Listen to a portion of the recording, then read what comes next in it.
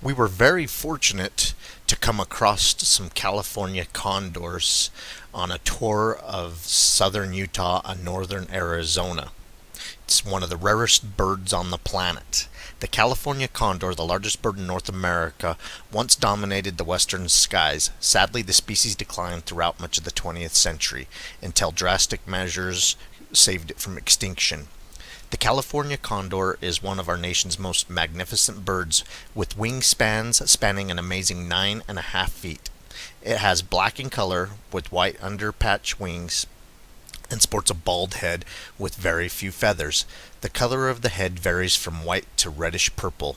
The bare head is an adaptation for hygiene since they eat dead and rotting meat and must for the most part stick to their heads in the carcasses to feed. As unappetizing as this may seem to us, scavengers like condors are vital to the natural ecosystem. They are nature's cleaning crew. Condors consume carrion, dead animal carcasses. The birds prefer the carcasses of large dead animals like deer, cattle, and sheep. However, they are also known to eat the carcasses of smaller animals like the rodents and rabbits. The California condor population steadily declined during the 20th century until there were only 22 known to exist in the world. The last of the free-flying condors were taken into captivity in 1987 in order to save the species from extinction. There were no California condors in the wild between 1988 and 1999, but reintroduction efforts began early in 1992 and continue to today. As of May 2013, there were approximately 435 California condors in the world. About 237 of these are free-flying in California, Arizona, Baja California, Mexico, and southern Utah. California condors live in rocky, forested regions including canyons, gorges, and mountains.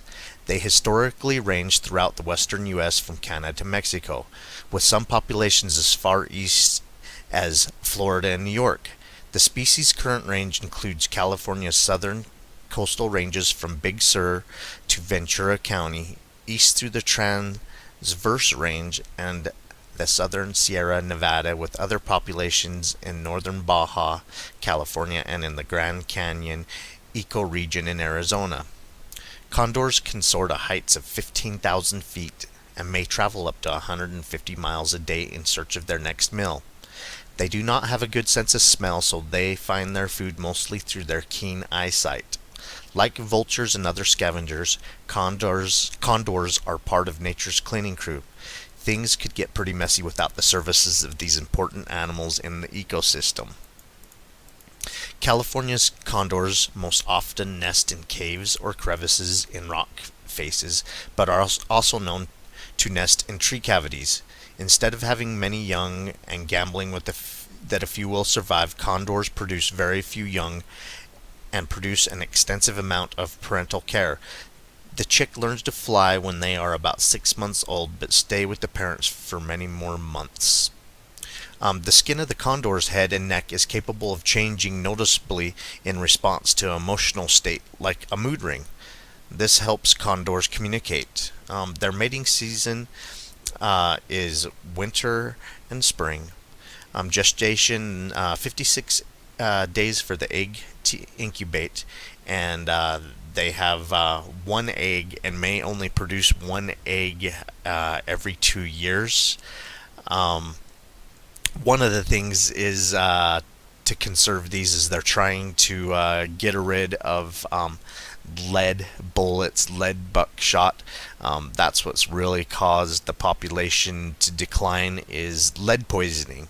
They eat carrion that's been killed by hunters that they weren't actually able to track down or whatnot. You know, sometimes you'll shoot an animal and it'll fly off and die or run off and die. Well, the condors get them and they eat the buckshot or the bullets and get the lead poisoning and it kills them. So, you know, a lot of conservationists just don't think that the condors can survive if we keep hunting with lead bullets or lead buckshot. just an impressive animal. Seeing it live, I couldn't believe the wingspan.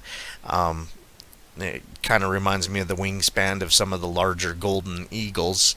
Um, I know the wingspan is their wingspan is, inches, maybe a foot longer than some of the biggest golden eagles, but it was impressive to say the least.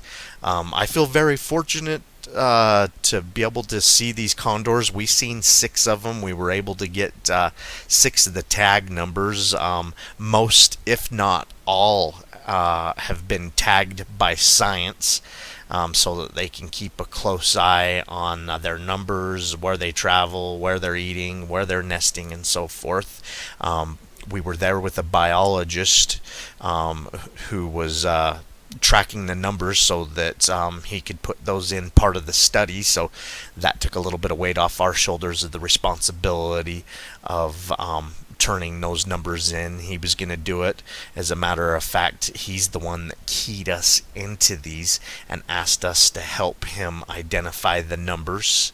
And if you watch the video very carefully, you'll see that we were able to record 3 numbers off of these condors out in the wild.